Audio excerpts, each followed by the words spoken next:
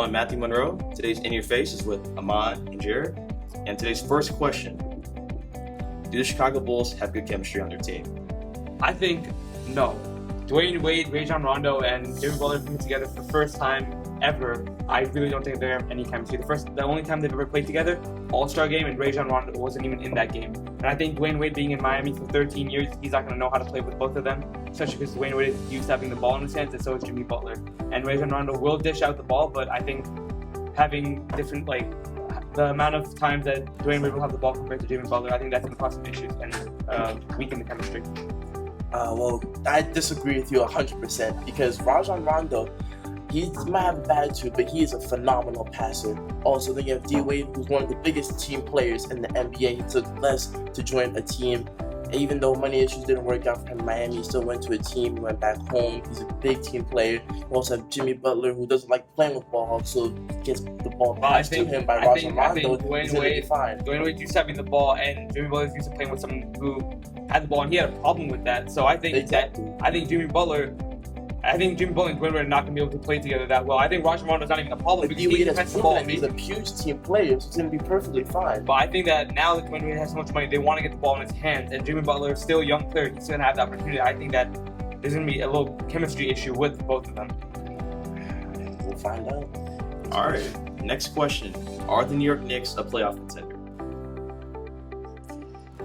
Absolutely. I think absolutely. I mean, they have Derrick Rose, who, if he comes back healthy, he's an amazing player. They have Courtney Lee, and they have an amazing backup point guard who should be a starter, Brandon Jennings. They have Carmelo Anthony, who I understand is a little bit injured, but is still a great player when he's an all-star caliber player when he's on the court.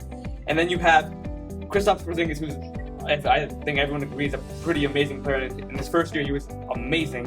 And then they have Joakim Noah, who is a former Defensive Player of the Year, and I think together they can make a long run in the playoffs, maybe even the 5th seed. First off, the 5th seed, that's not going to happen at all because, first off, look at all the teams in the Eastern Conference. You're obviously going to have the Cavaliers. What teams in the Eastern? You have the Cavaliers, the Raptors, and the Hawks. That's it. No, you and the what? Celtics. And the Celtics. That's it. After signing Blake Griffin, you're really not going to count the Celtics? The Celtics? The Celtics. No. I'm talking, all right?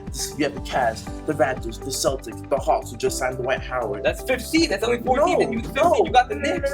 Who's better than the Knicks right now? So, first off, the Bulls.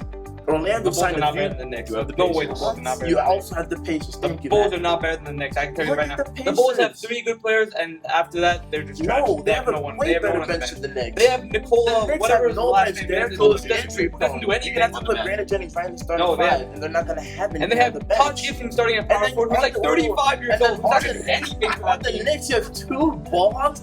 Mark Carmelo, freaking Derrick Rose, if Derrick Rose is even healthy and he plays, are going to be fighting over the ball. There's 1 ball and 2 ball hauls on the team. There's not going to be any chemistry on the Knicks this year at all. All right, next question. Obviously, the Los Angeles Clippers, breaking news earlier today, they traded Blake Griffin to the Boston Celtics. Are the Los Angeles Clippers without Blake Griffin, are they still a playoff contender?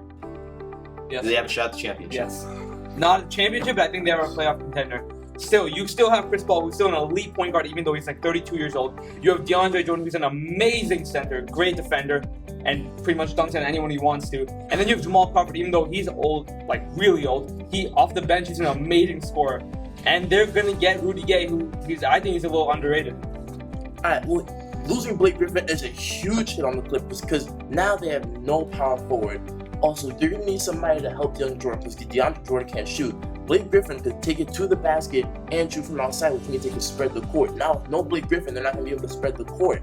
You might have some good guards. Last year, Blake Griffin was injured for a large part of the year, and the Clippers were very successful. Big teams like the Grizzlies in the West, or maybe the other teams like San Antonio Spurs, they're going to get out-rebounded. Last year, when Blake Griffin was injured, the Clippers still made the playoffs, and he was gone for a large part of the year, and they won a lot of games too. So it's not like they can't live without him. They saw some amazing pieces. Austin Rivers was a very good backup point guard, and they have a lot of good play. They still have J.J. Redick, who's still an amazing shooter. So I still think they can make Exactly. the The playoffs. guard positioning is fine with the Clippers.